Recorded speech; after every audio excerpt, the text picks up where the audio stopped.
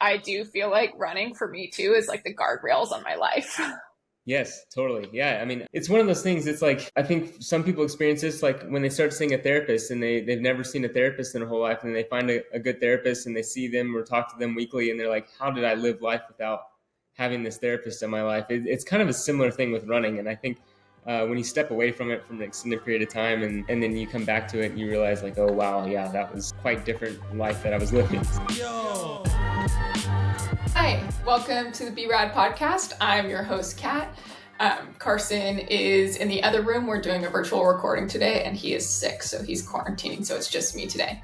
Today, we're recording with Matt Daniels, who has been a longtime friend of mine. I've been following his career since 2015, 2016. We kind of came onto the scene together and were teammates under the Salomon Ambassador team.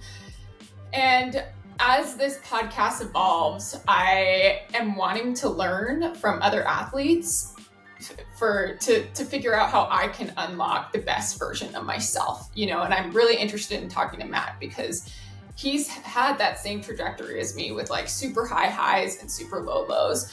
This weekend, he is racing the Canyons 100K. This podcast will come out on Friday, and he is racing on Saturday. So I'm super excited to hear what's changed for him this year. He's been on a tear. He just parted with longtime sponsor Nike, and he seems to be really running for himself, and the results are proving it.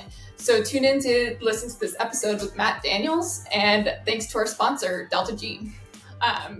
I've been taking Delta G every day religiously lately. I've been going for my run, coming back, making second breakfast, and then taking Delta G right before I go onto my long day of meetings. And I've been, as usual, noticing a huge difference in how I engage with my work.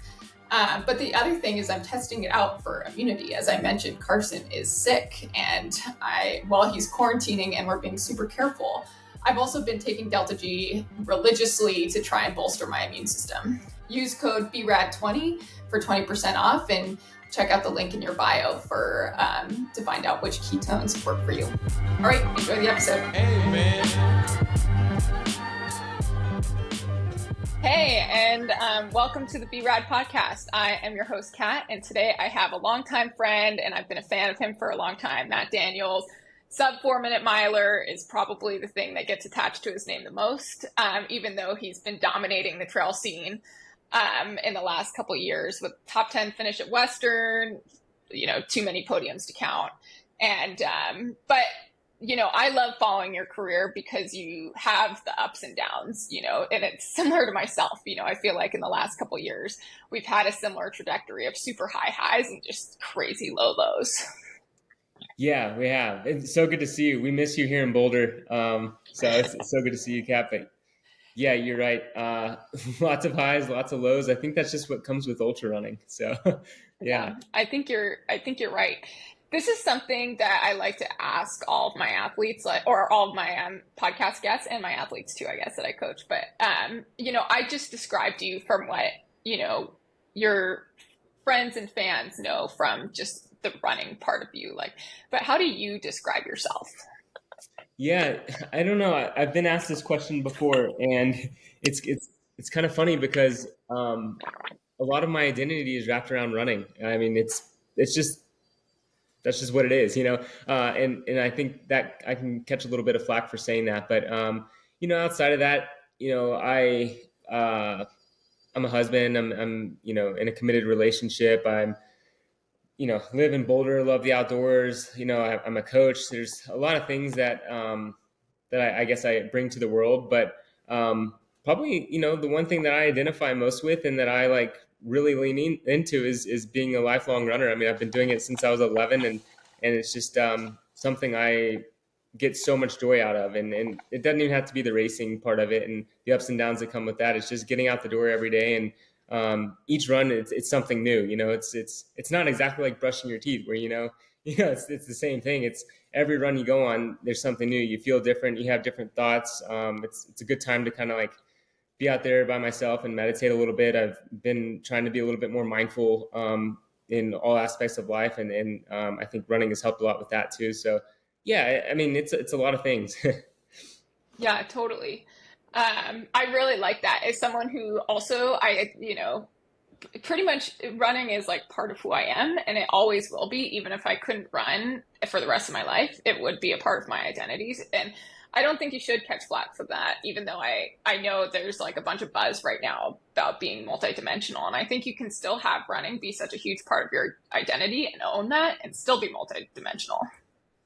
Yeah, definitely. And, I think once I kind of realized that and stopped trying to like force myself I mean, I have other interests, but when I started, like, for a while, I was like, okay, like running can't be everything in life. Like I joined the Navy and I was like, I'm just going to be a lifetime, like, Navy guy and be on a boat the rest of my life and lean into that. And then it's just like, I just found myself wanting to run. And once I realized that, I was like, that's what I am. That's what I do. And it's okay for most things in life to revolve around that. Doesn't mean, Yeah.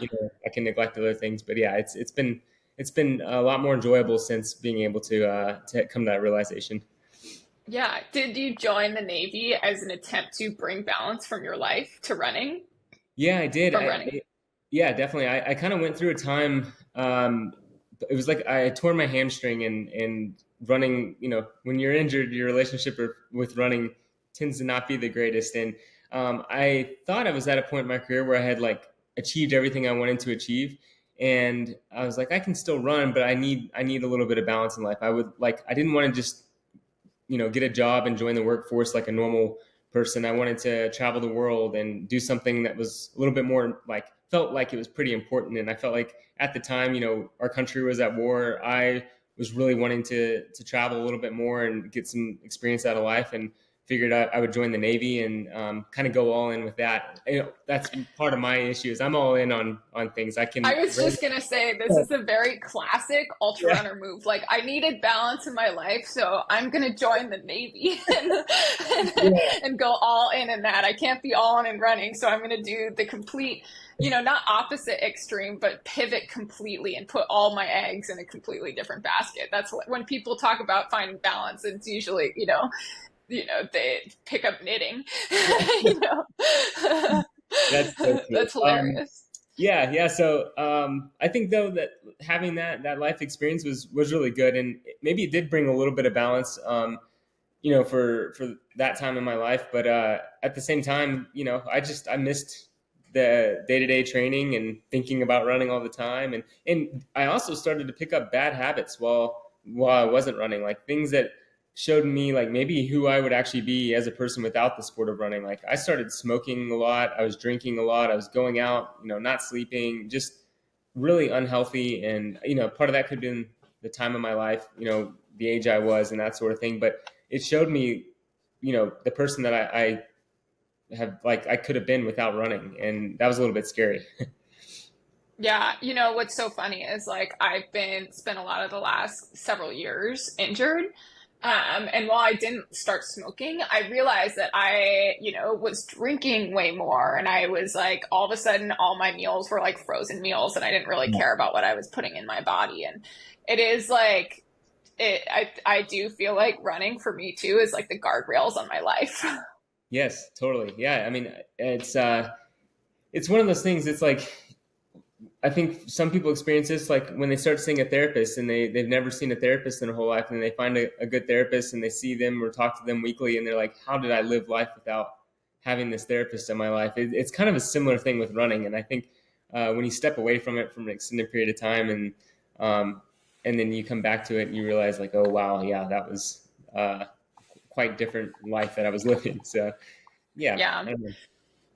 Yeah.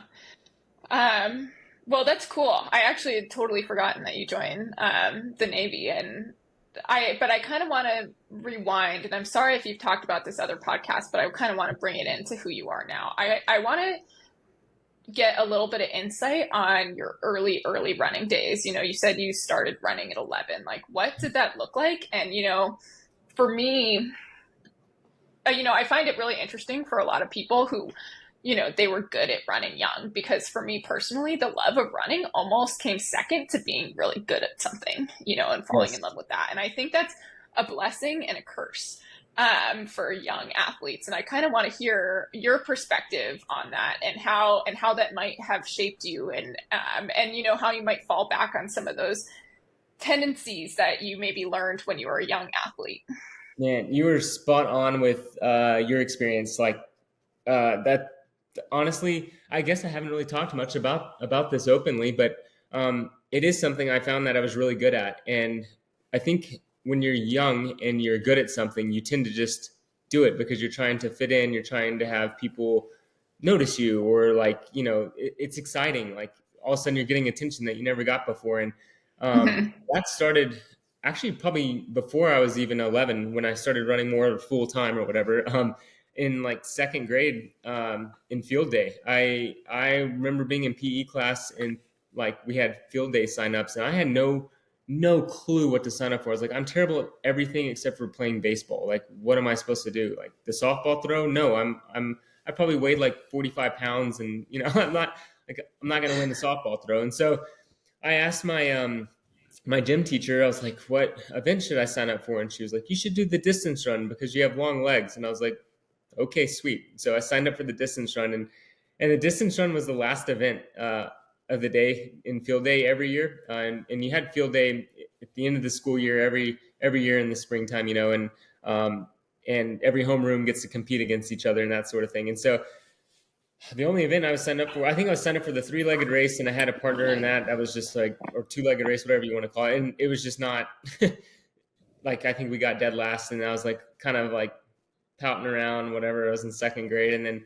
it's like, okay, well, I have this last race, the distance run. And I went out and I won by a whole lot. And all it was probably at the time, like a lap around the track. That was long for a second grader or whatever. And Totally.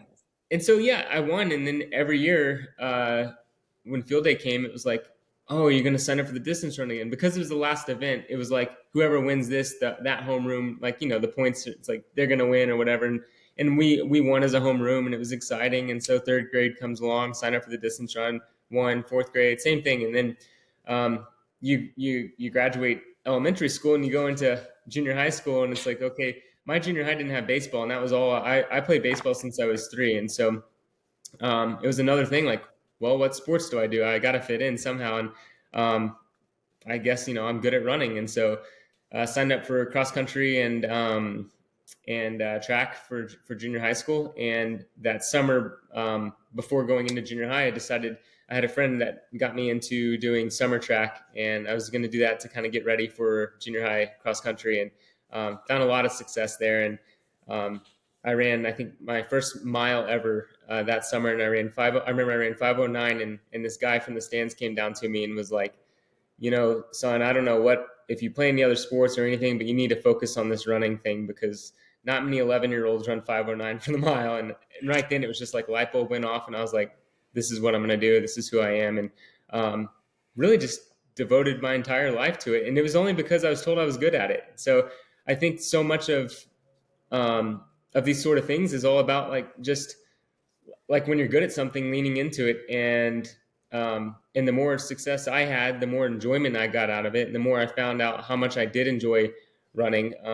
But I'd be lying if I said since I was 11 that every time I go out for a run and every race I run, I enjoy it. I mean, there's plenty of times where I'm just like beating my head against the wall, and I'm wondering, why did I ever do this? And have the feeling like I can't quit, because this is me. This is what I'm so good at. And then when you sit back and step back from it a little bit, you realize like, oh, I don't really want to quit. It's just a struggle in the moment, and you get through it. But yeah, I think the early success when I got started is probably the driving force of like why I'm still doing it, and why I love it so much. And of course, like going through junior high school and high school, I continued to get better, and got to start traveling, which I thought was really cool.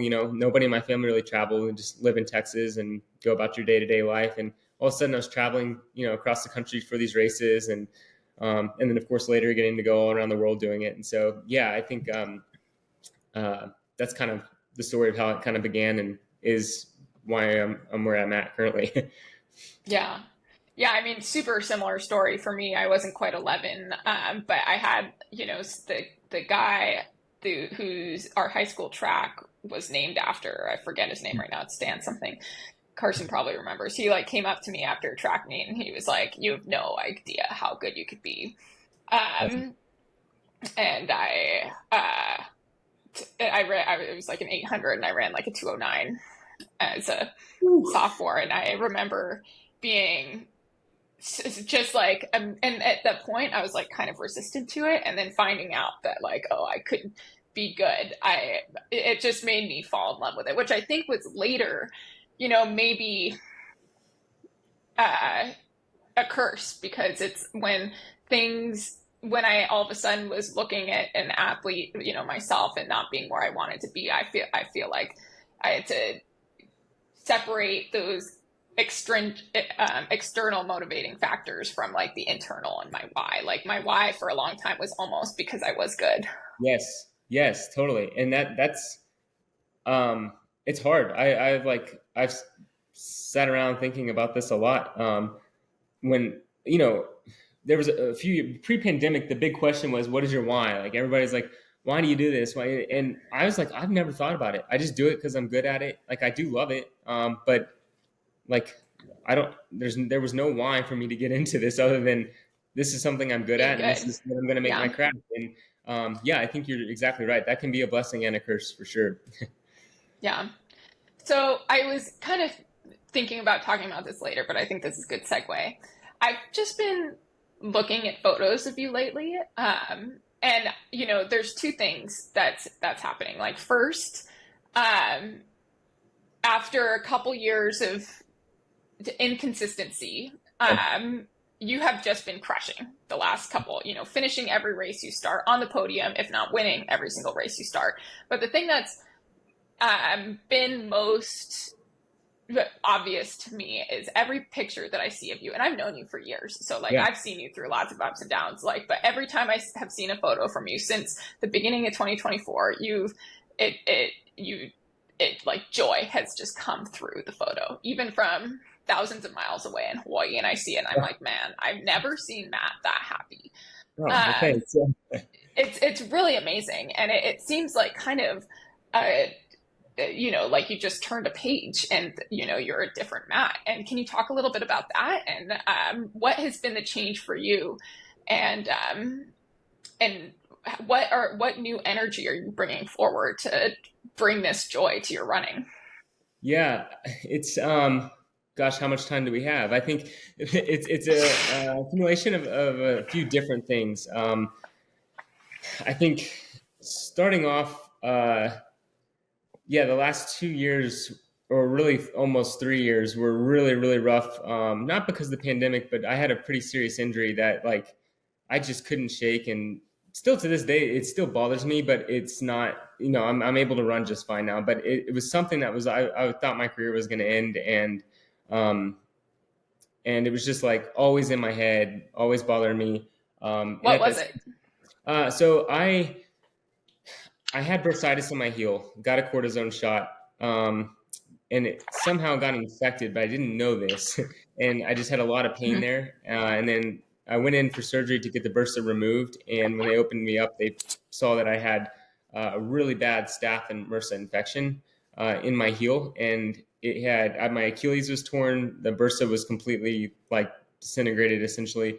And then I had that staph infection that was just eating away at the tissue and the bone of my heel. And so, um, long story short, the surgery didn't fix it, and I kept having relapses of staph for about a year and a half, and I had to go in and get IV antibiotics every day for like a few months for it to finally go away, like really strong antibiotics. And those antibiotics did not make me feel good or like training or Yeah. running at all. So, yeah, it was just a process that was just really hard. It was really difficult to work through. And at the same time, you had the pandemics going on. I had built my coaching business up to like just crazy, stupid numbers because I was worried my, running was going to end and I needed something to fall back on. Um, and I was just extremely busy with that and, wasn't really focusing on myself at all. And even last year when I was starting to feel healthy and racing again, like just the focus wasn't on me at all. And I think in this sport, if you're not giving yourself a little bit of grace and love, then you're not going to run well. It's a little bit of a selfish sport, and that's fine. You can be there for other people, but at the end of the day, it's just you running on the trails. And if you're not, showing up for yourself, it's going to be a disaster. And so, fast forward to December 2023. I thought I was going to be getting re-signed by Nike, like we talked about it and everything. And at the end of the day, like the numbers just weren't right, and then offers were retracted, and ended up, long story short, not signing with them. But it was too late to sign with any other company, and so I was just like, okay, like I'm not sponsored anymore. Like I'm technically, I guess I'm a professional runner. I'm still running at a high level, but there's no pressure or responsibility right now. Like I'm just running in a blank shirt, and that realization, like I was just like, okay, like, do I continue doing this? And I immediately came to the conclusion, like, yes, I do. And that to me told me that, okay, then I'm doing it completely for myself and nobody else.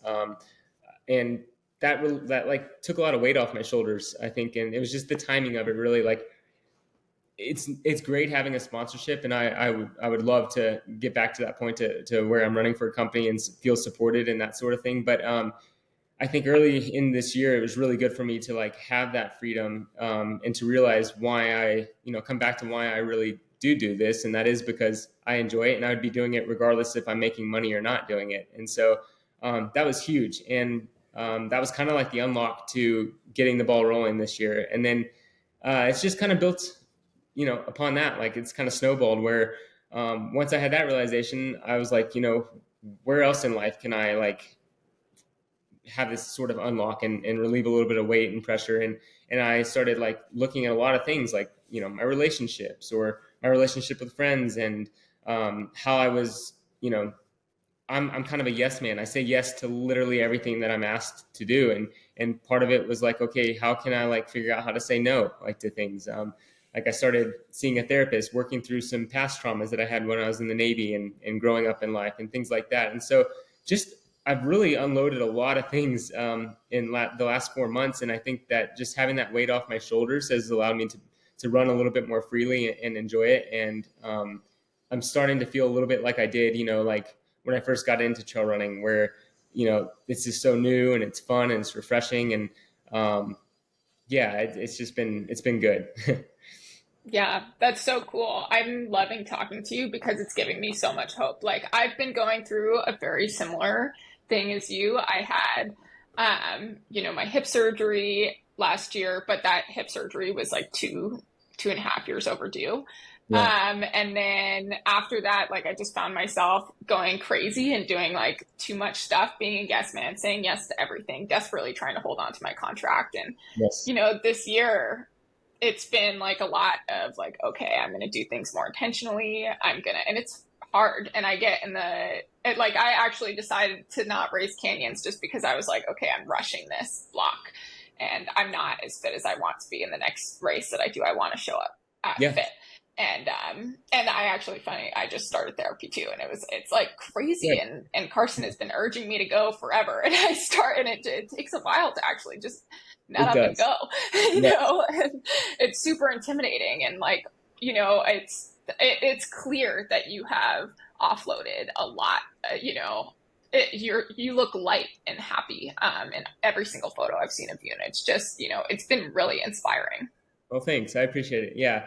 I think, it's a process, right? Like everybody goes, I think a lot of runners go through this in some form or fashion in their running careers, if they're lucky to, have multiple years in their running career like we have. And, it's something that like, it's not fully talked about. There may be a post on Instagram where somebody's like, I'm feeling good. Like, I mean, I've written blog posts, which that's another thing that's helped me is writing. I really enjoy writing. I have a hard time expressing sometimes with my words what I'm actually feeling and thinking. And so writing has helped a lot. But I think having these conversations with people, like, whether it's through our podcasts or out on a run or whatever, it's super helpful, because a lot of times at the elite level, especially for us, it's not talked about. You don't want to like tell people, oh, I'm really struggling right now. It's like, no, I still got to line up and race these guys and girls. And so it's like, I think it does help though to get through it and know that there is light at the end of all this. It's just, it takes work and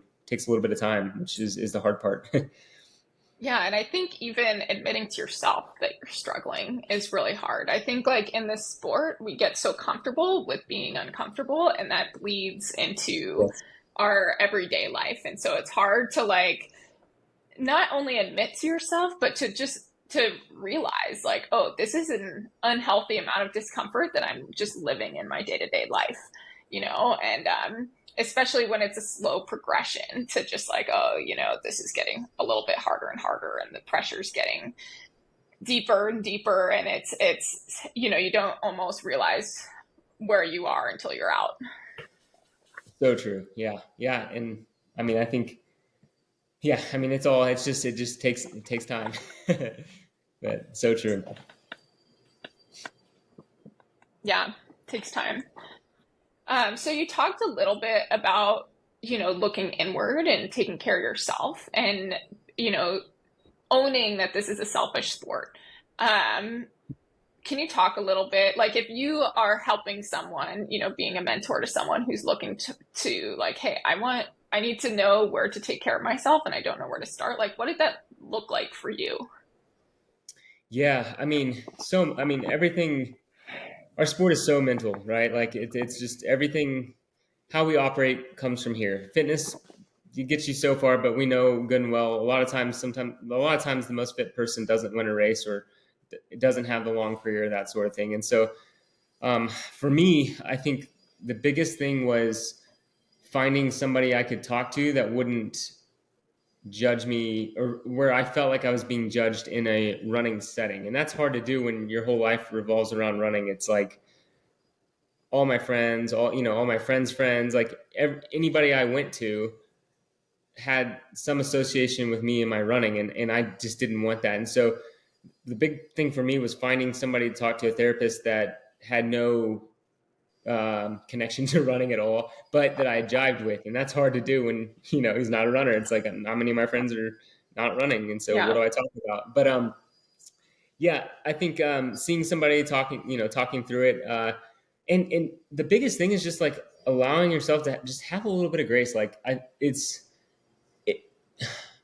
I don't know. My biggest issue with myself was I was so hard on myself over the last few years, and I still am. Like that's just, I think that comes with the territory of wanting to be a good athlete. But um, is like if I had a bad race, I dwelled on it for 24, 48 hours, and then I immediately just started like talking down on myself mentally. It was like, oh, maybe I'm too old. Maybe I'm not, as good as I once was, or whatever. Like all these young guys are coming in and this and that. And so I think just being able to like look in the mirror and be like, no, you're the same human being. It's just the gears in the brain are not working like you want them to, and you need to fix that. And so, yeah, my therapist is actually a mindfulness coach. Is not even like a full blown therapist. And I think just seeing him and working on little exercises and things like that has helped tremendously with where my head goes, like in a race or in training now. But yeah, Yeah. I mean, so many different things, and it's very dependent on each individual, I would say, and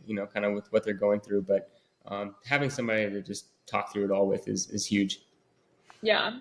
And was some of these mindset changes, like it's easier said than done. You can be like, I'm not going to be so hard on myself anymore. But it's like, when it's second nature to just beat yourself up, that's a really hard cycle to get out of. Could you share some of the tools that maybe you've learned?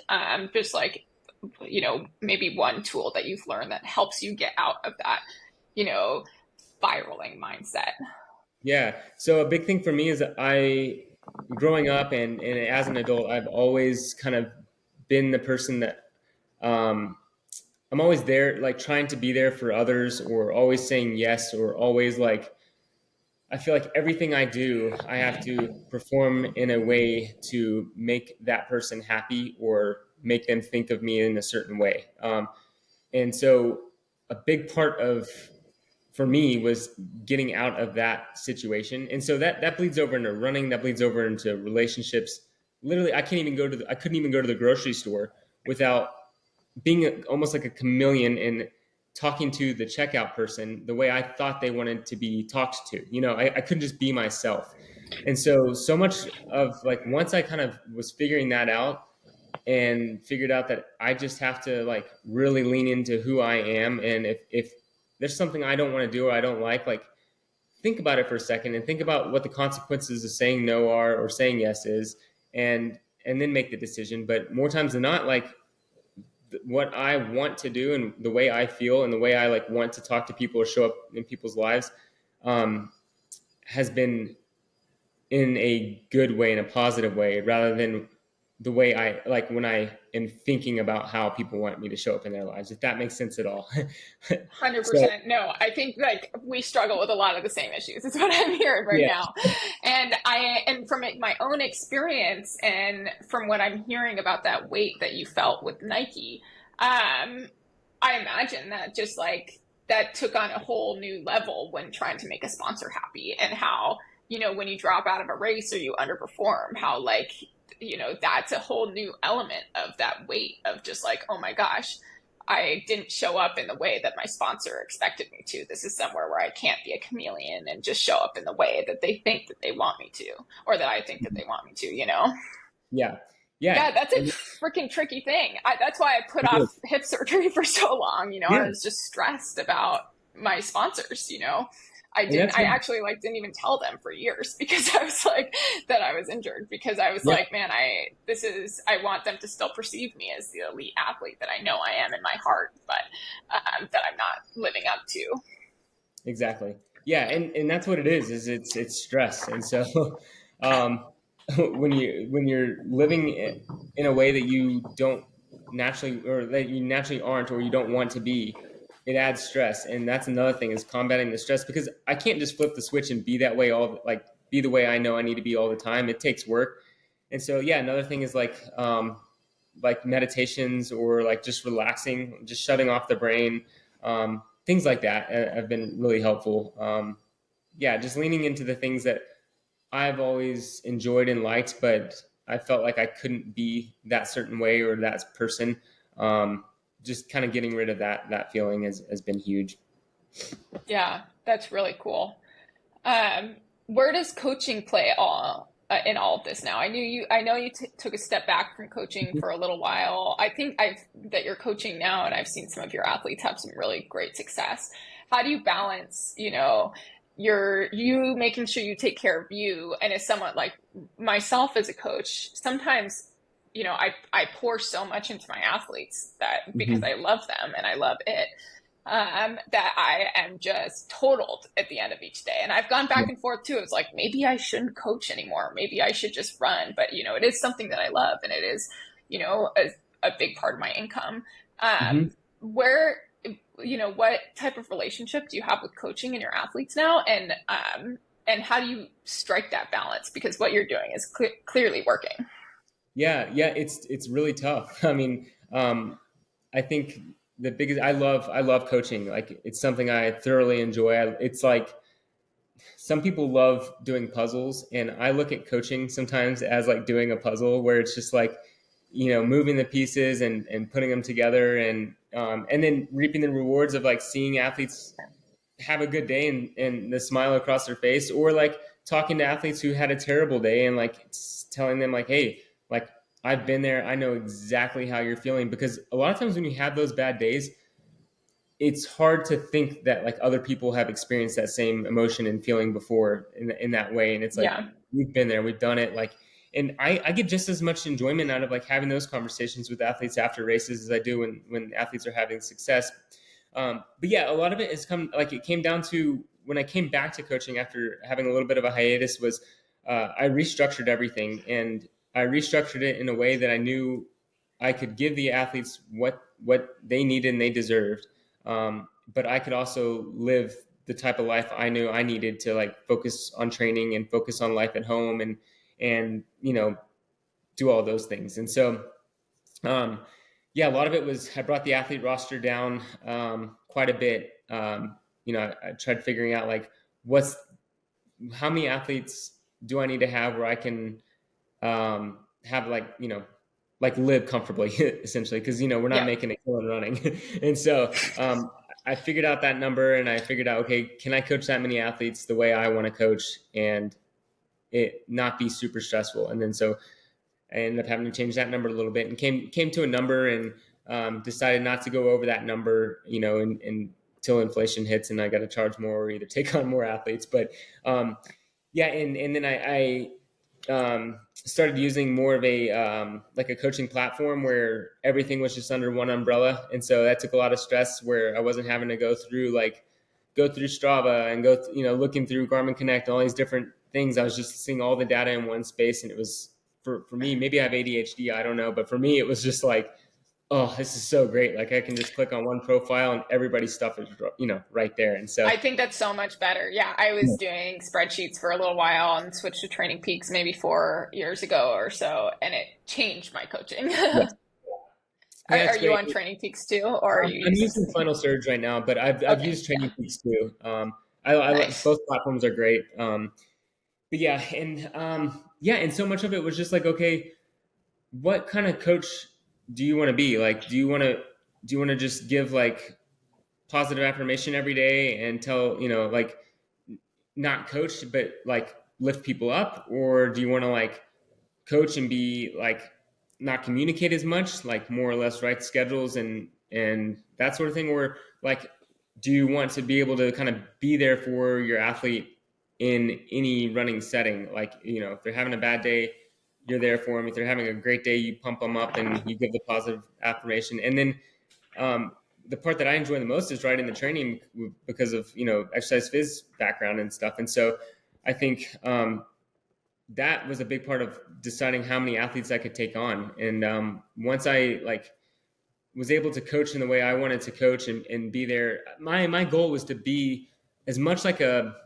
in-person coach online as I could be, if that makes any sense. The best coaches I've had in my running career have been, like in college or, in-person situations. And I wanted to be able to be that way through an online setting. And it's a little tricky at first, but once I kind of, nailed down the logistics, it's been a lot better and easier.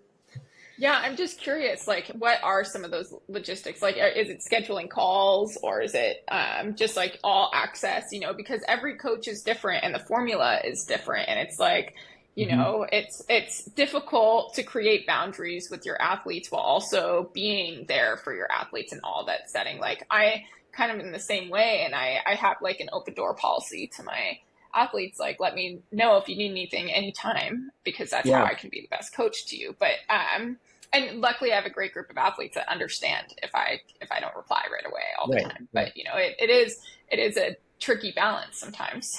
It is, yeah. Setting those boundaries is really important. I think for me, one thing I always respected from probably the greatest coach I had was my coach at Adams State, Damon Martin. And one thing he kind of allowed was for each athlete to decide how much communication or like autonomy they wanted to have. And because he knows that people operate differently. Like, I mean, so that was my big thing. When I start working with athletes, I kind of let them dictate how much communication and time they need and they want. And for some athletes, I literally don't talk to them at all. Like I go in and I see their training and I look through all the data. And if I need to leave a comment and, tell them, they're running the intervals too hard or they're easy to run too hard or too fast, I do all that. But some of them, I just we don't communicate, but they're thriving and that's how they are. And then like, maybe they'll send an email once every few months and we'll do a check-in or something like that. And then I have athletes I talk to every day. So I think having, and that's what they need. Without that, they're not going to thrive. And so I just know, like that's part of having a select number of athletes. I know that some days, there's going to be some athletes probably pushing the boundaries with how much communication they need and that sort of thing. But if they want to hop on a call, they let me know when they want to hop on a call and we'll schedule a time that works for both of us. My email is always kind of open sort of thing. So that, as soon as I see the email, I usually will reply or as soon as I can.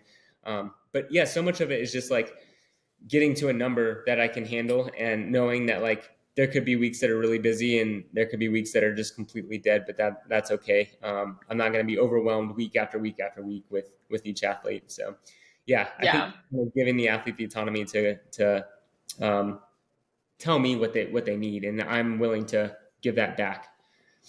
Yeah, that's huge. Balancing the coaching and running is like, so you wouldn't think it'd be such a precise formula, but it really is. You really have to strike the balance of, dealing with everyone else's goals and your own, and really working to hold everyone's goals in super high regard in your life, but be protective of your own goals.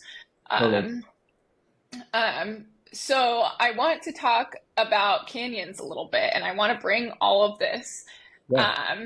this Matt 2.0, and talk about the build to canyons, which has seemed as joyful as all of your races. I follow you on Strava, and most runs are like, great day with the Boulder Boys, and stuff like that. And I remember seeing your Strava before, and it kind of seemed like you were going through the motions, and Yes. I feel like you're super present in this build to canyons. So, can you talk a little bit about that and how you plan to apply some of these learnings to canyons this weekend, and what are you looking for from that race? Yeah, it's been an awesome build. I don't know if any build goes exactly as planned. I think actually I have so originally on January 1st I was like, okay, the plan is to do Big Alta 50K, Chuckanut 50K, and Gorge 50K, which is all 3 or 4 weeks apart, back to back to back, and then I was going to go out in June and do Leadville Marathon, and then the following week do Silver Rush 50, and then try and do Leadville 100 in August. So that was like the game plan to begin at the start of the year. I just didn't think I was ready to compete yet, or I didn't know really mentally if I was ready to compete yet for another golden ticket, because you and I both know you have to be in the right headspace to even contemplate getting on the starting line of those races, or there's no point in going. Yeah. And so yeah, after Big Alta, which actually it's funny, Big Alta on paper didn't look like a very good race, but I think it was maybe one of my best. Had I not blown up a little bit with leg cramping and dehydration over the last just few miles, it may have been one of my best 50K performances. And the reason I say is because I wasn't really fit. I was training, but I did not feel fit, but I felt free mentally. And I was just like, I'm going to go with Eli Hemming and just run with him until the wheels fall off. And that's what I did. And I was so happy I lasted as long as I did. And so after that, I was like, wow, competing felt easy. I haven't felt easy competing in a long time, where I had that urge to push and drive and race somebody. I haven't felt that way since 2019. Just have not felt that way. And so after that, I was like, man, maybe I should be trying to get back into Western States, or at least give myself a shot. And so thought about it a little bit more, and Chuckanut was coming up, and I was like, I'll email Canyons and see. And obviously that was really hard to get in, but finally was let in. And yeah, Chuckanut went really well for me. I got to race another world-class athlete there. I was like, this is a perfect build. And so dropped down and did the 30K at Gorge. With the idea of kind of just giving it my all at Canyons. And the decision to do it was one I was kind of grappling with for a while, because golden ticket races are they're special. They're you love them and you hate them. It's I'm so stoked to be lining up and racing so many good guys and chasing the ticket, but it's also it comes with so much stress, so much questioning yourself and fitness. I can be so clear mentally right now, and this week has just been one of those weeks where I'm just come on, Matt, get back to the way you were last week. Nothing's different. You're just racing a little further. You're racing a few more better people, that sort of thing. And so I think that the biggest thing I've come to realize is whatever the outcome is of Canyons, I'm going to be happy. If I don't get into States, yeah, bummer. But there's some races I really want to do, and I want to go after. And the fact of the matter is I'm enjoying racing again. So the fact that I can still line up after Canyons will be awesome, and that'll be a win. And I'm stoked. The icing on the top is if I get the golden ticket, and it's not going to be one of those things that if it doesn't happen, it's going to break me and ruin the rest of my season. Or if I have a bad day, I'm going to spiral again. I just can't see that happening. I'm just at a place where it nobody cares about this. but I do care about this and I'm enjoying it, but I also really don't care about it at the same time. It's just like, it's just fun now. Yeah. And that's kind of what I'm going into it with, is like, I just want to go compete and see what can happen, and not have any regrets for at least not giving it a shot to get back on that starting line at States. And then we'll go from there. Like whatever happens, happens. And yeah, great. I think getting a golden ticket would be awesome because it would help with potential sponsorships and making a little bit of extra money and that sort of thing. But if not, like fine, I'm doing just fine right now without it too. And maybe I'll go to Leadville or go race something like OCC. We'll see. I'm going to just see how I feel after it, but that's kind of where I'm at. Yeah.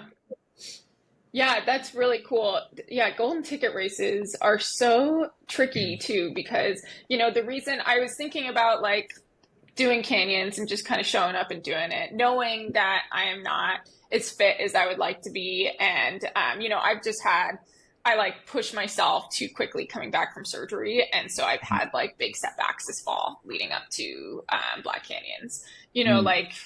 one great month, like 6 months or 6 weeks with like almost nothing. And that's just from like being impatient, feeling that pressure to perform for sponsors. And so when I was thinking about canyons, I was like, okay, I could just go out and race this. But the thing is like the like maybe of the golden ticket is makes it really hard to just go out and race, especially when like the rest of your season might hinge on the unlikelihood of you maybe getting a golden ticket. And I'm someone who like, since I've had so many injuries, I like to pick my races carefully. And so I ultimately just decided like, okay, I don't want to just show up and do it.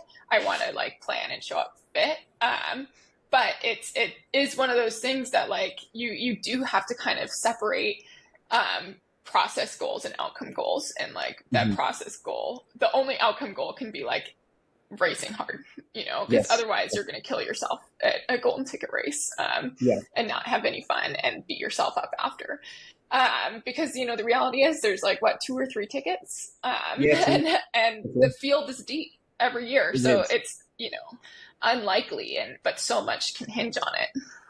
Yeah, so true. And I think, you nailed it perfectly. That's what it boils down to, is like, there is a lot riding on it, but I think, the biggest thing for me is just being okay with like, if the outcome isn't a golden ticket, will I be okay? And with the idea of signing up with the race, it was like, you're going there and you have to give it everything, or else like don't go. Like there's no point in going to a race like that, because you're just going to leave frustrated and possibly injured, or we've both done it before. It's like we've both run golden ticket races when we shouldn't have run it, and we've learned from it. So it's hard probably for anybody like that hasn't experienced that to really deeply understand what that feels like and what that is. But I think you have to just be in the best place mentally before and physically before even lining up for a race like that. Yeah, I'm so glad that you found yourself. I'm glad that you were patient with yourself and it wasn't originally on the plan. Idiotically, it was on my plan when I was still on crutches. So stupid. I was like, I am going to race canyons. And they're like, it takes you 18 months to fully be 100%. And I was like, not for me. I'm a professional runner. And lo and behold, it's about 18 months until I've been fully recovered. But it's so cool that you have been patient. Yeah. I'm starting to finally feel that seed of self-belief that like I've felt. And it's it comes in flashes, and I'm sure you know that. And it comes sometimes not at all. And sometimes like I'm overcome by my own self-belief. But the thing is like, just like you, I didn't enjoy the process for years. And I, like you, I wasn't excited to compete. And at Black Canyons, I showed up and I like decided to line up because I made that goal when I was still on crutches. So I was like, I have to do it and I want to follow through. But I knew I wasn't fit, and that was a really hard place to go into that and just like leave the ego at the door and be like, way. And like, not just also that, like, not care about the sponsor stuff. Just be like, this is for me. I'm less than a year out from a major surgery, and thank God for Carson for constantly reminding me. Like, I That's didn't good. want him to talk to the doctor when I was like, I'm gonna do it myself. Like, don't worry, because and like he came in after because I didn't want him to hear the recovery, so he wouldn't stop me from coming back too fast.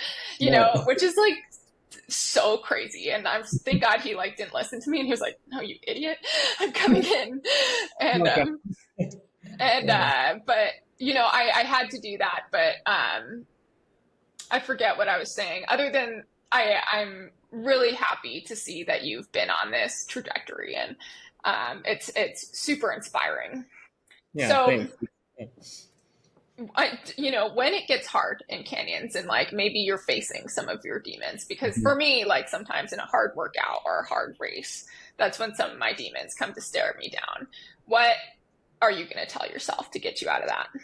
Yeah, I think it's it's crazy. I thought about that so much this week, because I haven't had that. So like even at Big Alta, when I like felt like really bad and the cramping started, I mentally never got to a place where I was like, I don't want to be here. I don't want to be doing this. I want to drop out. Where almost every time that happens in a race, and I'm sure you've experienced this too, it's like, okay, you go through every scenario of like, what can I say that will be a good excuse to drop out? Like that's just what we do. And it's like, okay, like how bad is this? Like, is it good enough to drop out? Yeah, that'll be good enough. I'll tell everybody that's why. Or like, um, and it got to the point where I was doing that so much when I was racing all last year that at Javelina, I had no excuses of why to drop out. And I sat down in a chair at the aid station. And I was like, I just don't want to be here. That was it. There was nothing else. And when I realized that, I was like, wow, something has got to change with me because I don't enjoy this right now. And I don't want that. Like, and so Yeah. I haven't had that feeling this year. And I think a lot of that is due to like me just enjoying what I'm doing, enjoying being out there. So I think if things do get hard and I do get to that place in canyons, I have to like just remind myself like I'm out on these amazing trails where I've had great races before, and like at the end of the day, it's a race. Like if it's not my day, it's not my day. Like get to the finish line as long as you're healthy. Get to the finish line, and you'll have a good day. In, later, because that's the thing is like we've had bad days, and then guess what? We come back and we have awesome races. It doesn't mean like you're just going to have bad days for the rest of your career. So I think Yeah. remembering that and remembering like, well, if this isn't a good day, and if these feelings just last until the finish line, so be it. Like maybe in a month I'll get back on another starting line, or 2 months, and I'll have the race of my life. Maybe not, but there's the chance I will. And so that I think is going to be something that's going to kind of keep me going and keep me happy and motivated. Yeah. That's such a stark difference between October and April. Like Yeah. in the time of our career, like that's not that much time. And it's No. pretty amazing that you got that, you had that complete 180 from not, and I have been there, and for me, I've been injured so much where I like literally couldn't make it to a start line. But then it like the line is thin between like not like physically not being able to make it to a finish line and not wanting to make it to a finish line. So it's like Yeah. easy to, or it's hard to distinguish sometimes. And a lot of that time, like I physically couldn't. But there's Right. been some times where I've been like, I'm right there with you where I just did not want to be there. And I've dreaded like the race the whole time, you Yes. know? Yeah. From the And, get-go. and you probably have alluded to that right now, but like, what do you think changed? Because you talk about all the things we've talked about. And I'm sure it's a lot that, but it's such a 180 that Mhm. I just from my own understanding to comprehend like what changed, like because it's inspiring, and I think a lot of athletes go through that, and a lot of athletes like just want to remember what it's like to love racing again. Yeah. I think for me, this may not pertain to a lot of people, but for me, since I've always run for a team, or I've been paid to do this. So like I've been running for something bigger than just myself. Like, when you're in college, you're running for a team and you're doing your darnest to perform well for them. When you're running sponsored, there's the pressure to like do well for that brand and show up and try and keep a contract because we need the money. And so when that was gone and I found myself still out there doing it, it was just like, oh, like it is just running. Like none of this pressure or anything needs to be here. It's like one leg in front of the other. I'm breathing hard. Like, my mind's everywhere. Like I'm just running, regardless of if I'm running for somebody or running for myself. Like I'm literally just trying to cover this trail as fast as I can. And when I like fully just grasped that and realized that, it was just like, and realize I don't have to be out here. Like nobody's telling me I have to be here. But here I am. And so when that sunk in, I remember it like so clearly. It sunk in. I was on a run. Oh God, probably it was either like right before Christmas or right after Christmas when I was back home in Texas, and I was on a run when that kind of sunk in, and I was just like running on trails that I grew up running on and stuff, and I was just like, wow, like it was like the first feeling of not being sponsored and realizing like here I am still like doing this, and so that means something to me, and so I don't know, it was just freeing. It was like kind of being like woken up. I don't know how to describe it, but it was just like it's just running. So I think that plays a huge role in where the mental part of it all is. That's huge. And how do you plan to preserve that when you inevitably find yourself running for a shoe company again? Yeah, I think, shoe companies, when they sign athletes, they sign them largely because they are performing well and they have a great online presence and other things. But I got signed when I was enjoying running and doing it for myself. Like, there was a very short period of time that I wasn't sponsored, but I was like getting free gear and that sort of thing. And I was just kind of being myself and running because I enjoyed it. And I think that like, I just need to keep reminding myself of that. Like, that's why they signed me. It was because I was like running well and enjoying myself. And, like there can be all the pressure in the world, but like they're not controlling any of it. So it's like, if I have a bad day, like, well, guess what? I'm human. Awesome. Like use that for your sponsorship. Like, I don't know. It's not like I need to put an expectation on myself that every single day I go out, I have to be a certain person to please somebody. Mm-hmm. Like that was part of my like whole process, was like, do it for myself and be me and be a little selfish. And usually when I do that, the outcome is what I had always hoped for, not when I like am trying to be somebody I'm not. Then the outcome gets all messy. And so I think just keep reminding myself of being like, true to who I am and sticking to that throughout the rest of this. And I think the right company will really appreciate that. And I think will lead hopefully to a really great partnership. And if not, like, so what? I'm still doing this. I love it. It's great. But so that's really amazing. And honestly, as an athlete,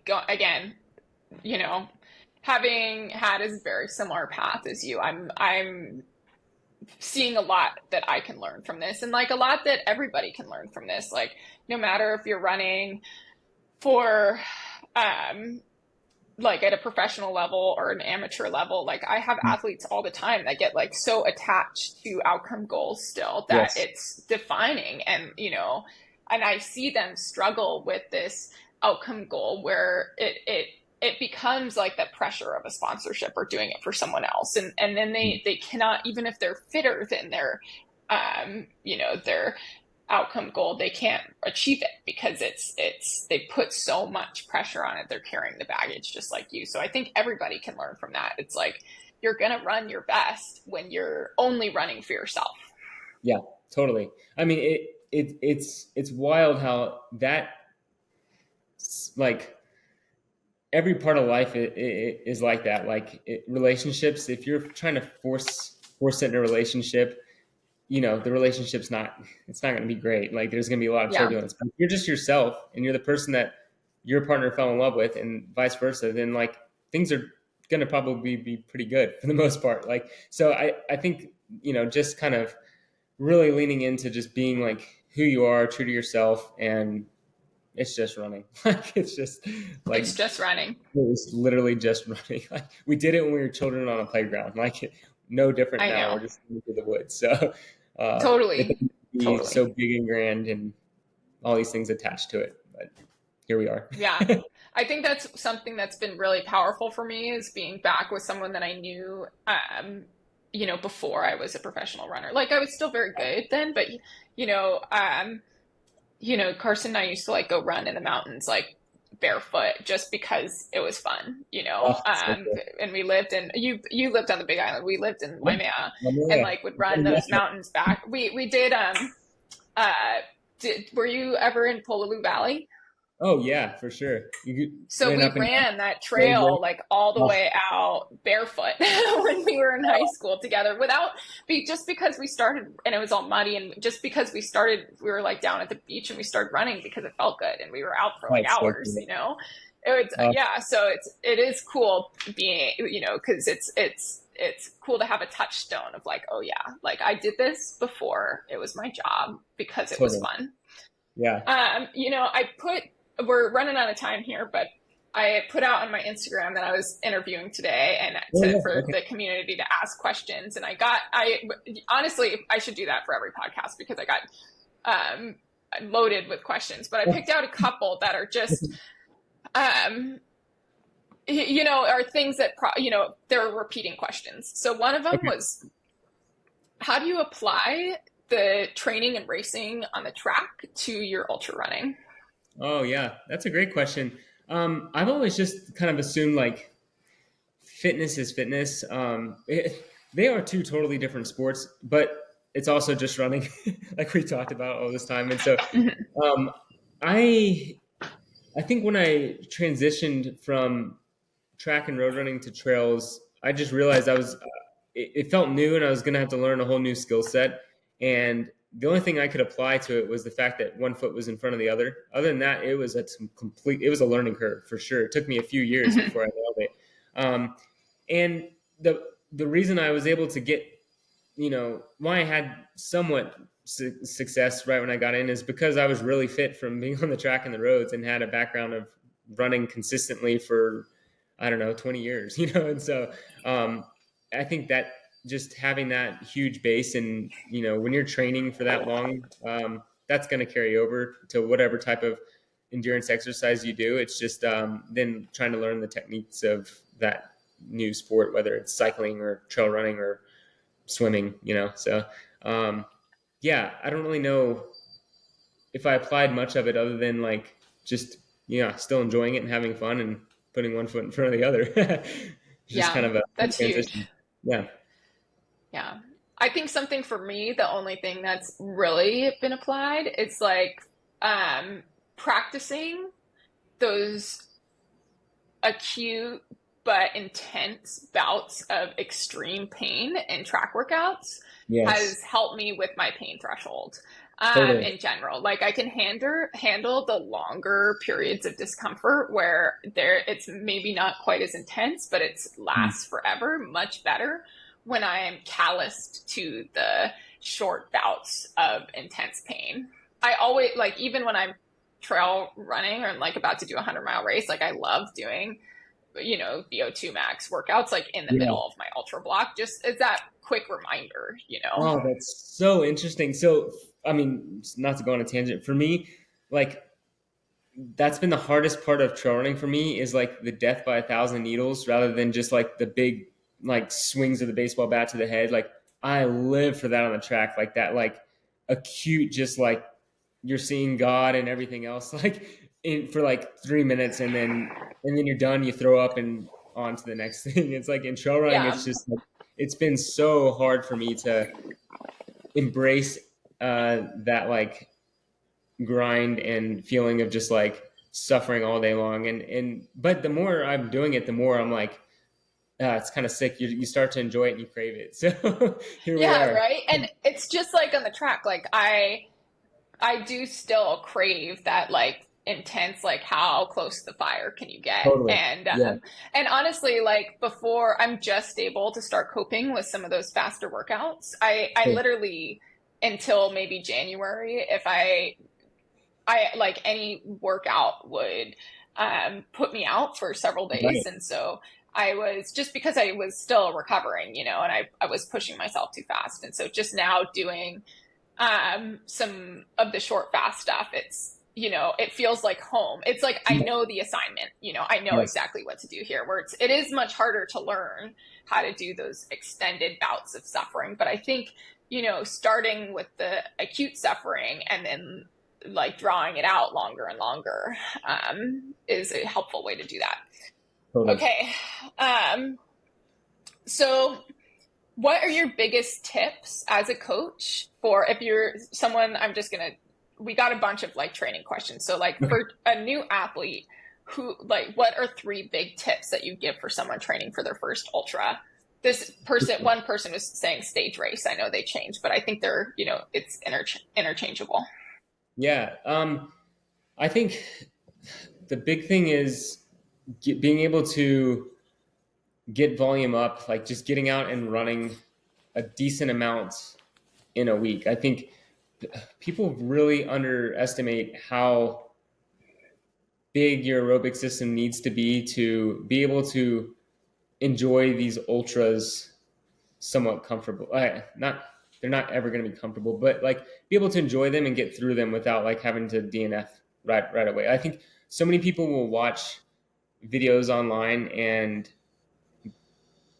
like sign up for a race and think like, oh, this is going to be great, and then they get out there and the reality sets in at hour two, like, oh, this is awful, and it's because a lot of people haven't trained to be able to withstand the amount of aerobic volume they need to complete a race that's going to take longer than 4 or 5 hours, and especially a stage race, which is going to be multiple days. So I think, and that doesn't mean the intensity needs to be crazy. I think I would like rather an athlete go out and start getting their volume up and getting to a sustainable high volume at a slower pace before you start introducing workouts. And then when you do introduce workouts, do workouts that are going to be fun for you. So like Yeah. I'm a big believer when athletes are first getting started to do a lot of like free fartlek running, or where you're not even thinking about running 3 minutes on or 2 minutes off. It's like you go out on a trail or a road or whatever your training grounds are, and after warming up for a little bit, decide like, okay, I'm going to run decently fast to that tree I see way off in the distance, and then I'm going to run slow until I go past that mailbox I see off in the distance, and then I'm going to run fast again, and just do that for 20 or 30 minutes. And taking away the structure and like having your brain focus on things in the distance, or efforts that you want to play around with, it makes it way more enjoyable and way easier to kind of get that fitness. And I have athletes doing that a lot when we're getting back into training blocks after a race, or new athletes, doing their first ultra or something like that. So I think those are two really big things. And then like finding a community around you like that enjoys the same thing, and they don't even have to necessarily be training for the same thing, but like going to group runs at running stores, or just like going to a coffee shop and hanging out. This is a funny story. I have an athlete who she just moved and doesn't have a running community, and she said she was at the coffee shop sitting there, and she was just people watching, had her computer up like she was working, and she was people watching, drinking her chai tea, and she saw somebody had one of those like 50K stickers on their computer, and so she went over to the lady and asked her like what 50K she ran, and they got to talking, and now they're training buddies. And so things like that, finding a community is going to be so important. Having like-minded goals and things like that to keep you motivated and keep it fun is, I think, nothing beats that. So actually I would Yeah. do that before you even start trying to up your volume or do workouts or anything like that. Yeah, find a buddy. I think Yeah. that I agree. That's like the biggest thing is just find someone to keep it fun, even when Yep. it's hard, and to Totally. commiserate when it is really hard. Yes, that's even more Um, fun. Yeah, I know, right? Because there's something special about doing something really hard with people. It forges Yeah. a different type of friendship. Yeah. Well, a good example, Amanda Basham and I both at UTMB this year just had the worst days, and we found ourselves out in the middle of, the loop at UTMB, just like trying to drop out any way we could do anything we could do to drop out of the race. And then we decided, well, we'll suffer together, and we're friends. We both live here in Boulder. And so it was really special to share like 29 hours run walking with a buddy like that on such an epic race. And it made the experience so much better than I think otherwise. But yeah, And then it's you like learn something totally new about those people. Like I remember it at your ultra trail, a similar thing happened to me with just some guy. Like yeah, and it was my first European race. I needed it was back when the stone system. yeah, So I had like needed to do it before to get into UTMB that year, and so I had to finish, and it was like, and I like knew nothing, so I like didn't bring enough gels. I was planning for like a US 100K and didn't realize like how how much many more hours? energy you need. Yeah, and how many hours? Like 10 miles is not 10 miles there, Right. even coming from Colorado, and I just ended up doing the race basically with this guy, and we still keep in touch, and That's it's cool. because we spent like 10 hours together, and it was a storm year, so like the race actually we got pulled off the mountain at like 80K, and yeah, it was like a crazy experience. But all right, before we wrap up, I had some other questions, but maybe I'll start that sooner next time. This is a good learning experience for me. Oh, I have a question that I always ask okay. my guests when we're about to hop off, and that's, what's something you're proud of that your fans might not know and that you may have never talked about publicly. Wow. Gosh, that's pretty deep. I think I well, I mean, here we are talking about it, so I don't know if this counts, but I think just kind of overcoming something I've really struggled with, and I haven't overcome it, but I'm currently in the process of overcoming it or working through it.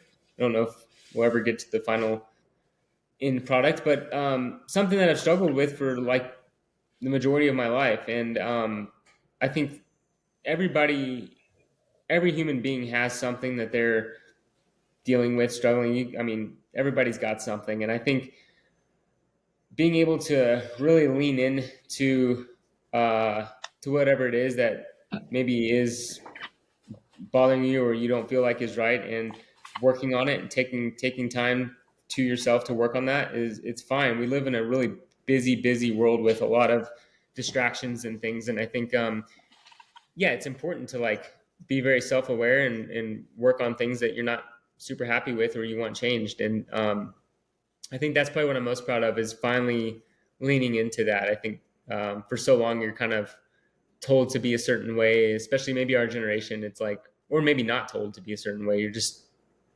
existing, and you kind of lose track of what's important in life. And I think, yeah, coming to that realization, realizing what's important to me in my life and working on that has been probably what I'm most proud of. And that's going to be a never ending project, but yeah. Yeah, it's working on what's important to you is a never-ending project, but also like a never-ending gift, because the things that are important to you tend to give us the most, and Yeah. that's why they're most important. For me personally, there's a lot of time where I was just like, I slowly started cutting myself off from like all of those Yes. things, and it's super isolating, and you don't realize that you get what you give. Totally. And being present in parts of life that are super important to you, even if there's a cost, like that is what life is about. Mhm. Yeah, couldn't agree more. Cool. Well, Matt, I'm super excited to see you at Canyons this weekend. You truly have a fan in me, and yeah, I'm so impressed with just with your attitude shift this year, and I really hope to apply a lot of what we've talked about to my own racing in the next couple of years. Thanks. I appreciate it. And I really appreciate you having me on. It's been good to talk and see you. And hopefully, yeah, maybe have to come over to the island and see you soon, or let me know when you're back in Boulder.